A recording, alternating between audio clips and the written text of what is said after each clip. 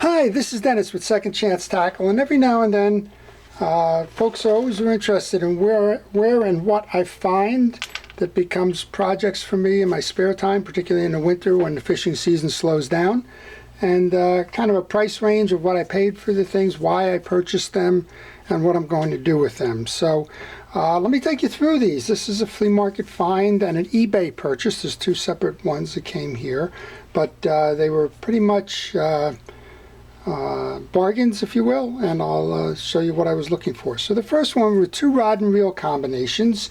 They were sitting on the back of a table, and it didn't seem to specialize in fishing equipment, that's for sure. It had all the bric-a-brac that you would find in a fishing flea market, and they were anxious to get rid of these, and I purchased a Penn Jigmaster, a Penn 155 Beachmaster, and two rods for $15. So the bargains or the sales are out there.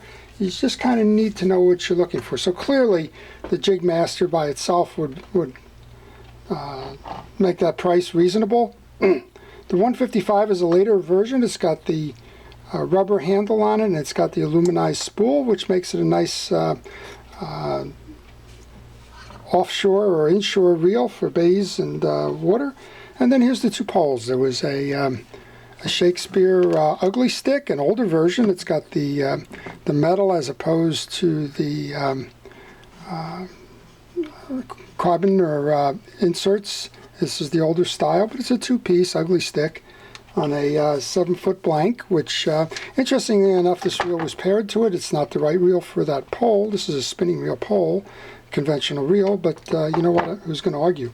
And then the other one also was an older one. Oops.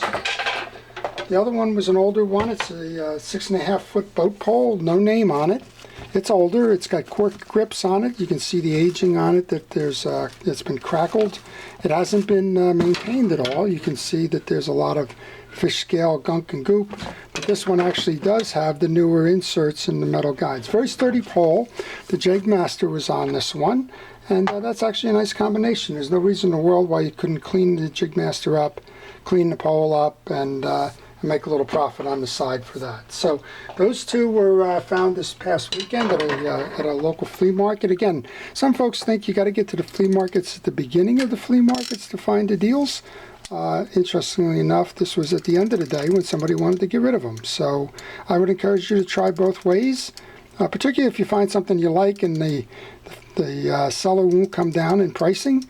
Come back later. See if it's still there. If it is, maybe you can get the price that you were looking for if they're anxious to unload. So, made in the USA, Jigmaster, nice condition. You always want to test these things when you're in the flea market. Make sure they turn.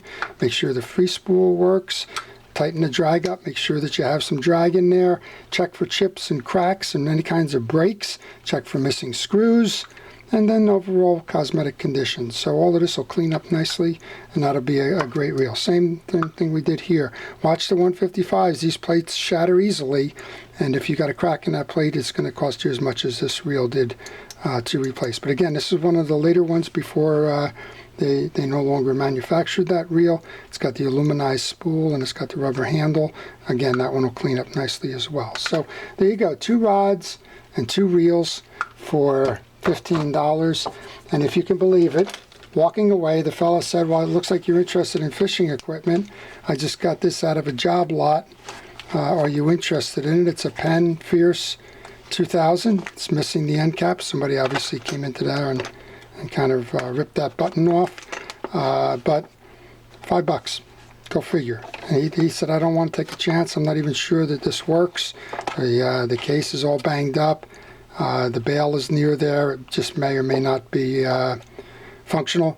He said $5. So there's a $45 reel. All I need to do is get the button to hold the handle in, I think.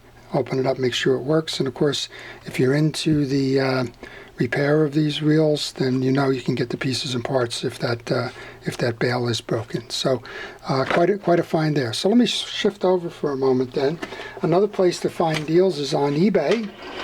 I don't go on eBay too much, and the reason for that is a lot of the stuff that you find on eBay is somebody else's problem, thinly disguised as a sale of a used piece. They'll make something up, you know, a estate sale, don't know the history of it, blah, blah, blah, and then they're selling you some junk. Well, it so happens that I had a customer come to me who wanted a Pen 155. Now, why they wanted the Pen 155? They grew up fishing with it. It was the first reel that they had, and they wanted to get their hands on one. Could I find one that was cheap and make sure that it works, maybe with the hope of fishing this again, maybe with the hope of just putting it on the shelf, but either way, could I do that?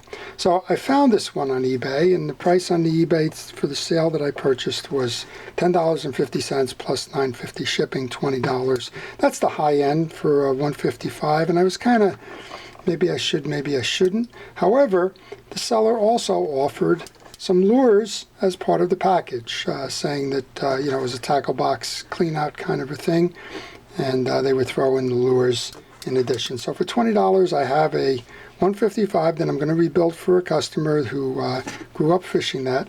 And then here's the lures. And I don't know, I didn't buy these for resale, that's for sure. But you can tell that these things were sitting in somebody's basement for quite some time. And if we can untangle them here, we'll kind of show you a little bit about them. I kind of appreciate the old wooden ones. I think they're folk art. I never have an intention of doing anything with this, but I just kind of like them. So there's a strip in my shop. I use an old chain link from, I don't even know what it's from, just a little chain link, 8-foot length, and I just grab a hook and I hang them just for display purposes. So here's an old striper plug. It's been around a long time. Just speaks to the craftsmanship. Saw that and said, you know what, that'll be worth it there alone. Here's another one that we came up with, a little bit more modern. This is a sea hag. I guess I could clean that up and rehook it, and that'd probably be a nice striper darting plug as well. It's missing a hook here, no problem if you're going to replace the hooks at all. Then up next we have another one, and you can tell that these were sitting in a tackle box for some time. The hooks are rusted. There's mold or some kind of accumulated something on there that's grown over time. There's a white kind of a thing. If you use something like Purple Power as a degreaser, you can generally get most of that junk off if you intend to fish it or intend to show it off. That's a nice little popper, probably for inland. Maybe get a bluefish or something on that one. There's another one that we've got here that's a pencil popper. These are very popular on the East Coast. That's seems to be wood, an older variety, so that one may just, yeah, it's wood. We can get a little cleanup maybe on it and hang that one next to the other daughter. Here's I believe it's a Rapala. This one can go fishing, probably will. It's a newer plug. It's all plastic. The hooks are in good condition. Maybe just sharpen them or replace them. I'll probably put that one in my tackle box. It's got the rattle inside it. Good for surf fishing. I'll probably clean that one up, put that one in my tackle box. Go take that for a spin. And then a couple more display models here, if we can get these out. This seems to be one of the problems with hooks and lures, right? They just do that. They hook and they don't let go, right? So here's a small little pencil popper one. This one is a Heddon. It's I think it says Dying Quiver on it. It's a nice little darter. Maybe we'll try that. I'm not sure what we'll do with that one yet. Here's an older wooden one again. No name. Might be a Heddon. It's got that little tail spinner on the back here. And again, I didn't buy these to put them back. I just kind of display them in my shop on that chain. But you know, if they can't be fished, sure they will. And here's another one with the white issues on it. Again, I can't tell. I believe that one's plastic. And then the last one here is kind of a flatfish type of a thing. So overall, so for the purchase of a reel to repair for my customer for $20 with the shipping, could have gone either way. Just as a reel purchase, stiff, it definitely needs to be cleaned up. But then when you put the 9 9 fishing reels, some of them that'll just go into folk art, and 1 or 2 of them that'll go into the tackle box. Overall, it was good value for the money paid. So don't overlook eBay. I didn't mean to suggest that everything you buy on eBay is junk. It's not. There's some very good deals out there, but where you can't touch and feel a fishing reel like the flea market where I was able to acquire these, then you have to err on the side of assuming that that these reels at a minimum need to be tuned up, and maybe worst case they're going to require some more repair than what the seller led on to. And if you can find something like this where you can make your money on either one of those piles, the reel or the plugs, as a standalone, then you know you got a good value on the deal. So those of you that do this as a hobby, and many of you know this is a hobby turned into a business, that I would suggest to you that keep searching. Search those online sites, search your local flea markets.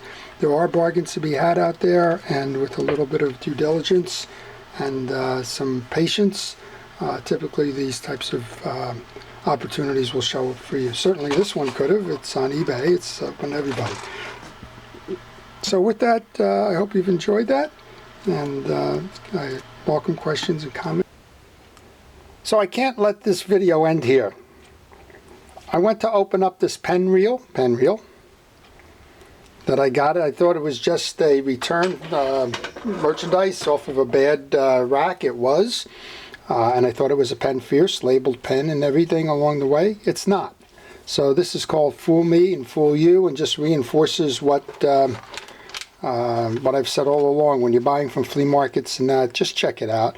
Now, in this case, I didn't lose any money, but just a word to the wise, and you know, it's just shaken my my faith in humanity. I'm generally a very optimistic kind of a person, but in this case, somebody was out to beat the retailer, and somebody did. So, as many of you know, the Pen Fierce is got a color code and a badge just like this. It's black with red highlights along the spool, silver spool, and first indication probably should be that this handle isn't a pen cap. What we have here, and what somebody decided was a way to upgrade their reel, was to take a Shakespeare reel, black out the branding, crunch the box up quite a bit, I guess, and substitute this for the Pen Fierce. Now, like I said, this was thrown in to the vendor at the flea market. No shame to them. They weren't out to deceive me. They said, "Do you want a reel? $5." And they didn't make any claim whatsoever that it was a pen reel or anything else. They told me they got it from a surplus lot, and they thought that it was damaged because of the package condition. They didn't want to go and do anything with it, so if I'd like it, that's fine. I'm trying to find out what this is. It's a GX235. It's a Shakespeare. It's a 5-ball bearing reel with instant anti-reverse. It's not a terrible reel, but the point is, when you're at a flea market, don't take things at face value. That is not a pen reel in this. Somebody scammed the system. Shame on them. And you know, if I had my heart set on that being a pen, if I overpaid for the price, I probably would be angry. For $5, I got a decent reel that works. So I guess I can't complain terribly, other than to point out to you that it's lessons learned, right? Fool me, fool others, I guess. So with that, we're going to end the video there. It's still a good day at the flea market, and I encourage you to go out and explore your local sales. And when you find something that's worthy of repair, then jump on that and continue to pursue the hobby. So with that, this is Dennis with Second Chance Tackle. Thank you for watching.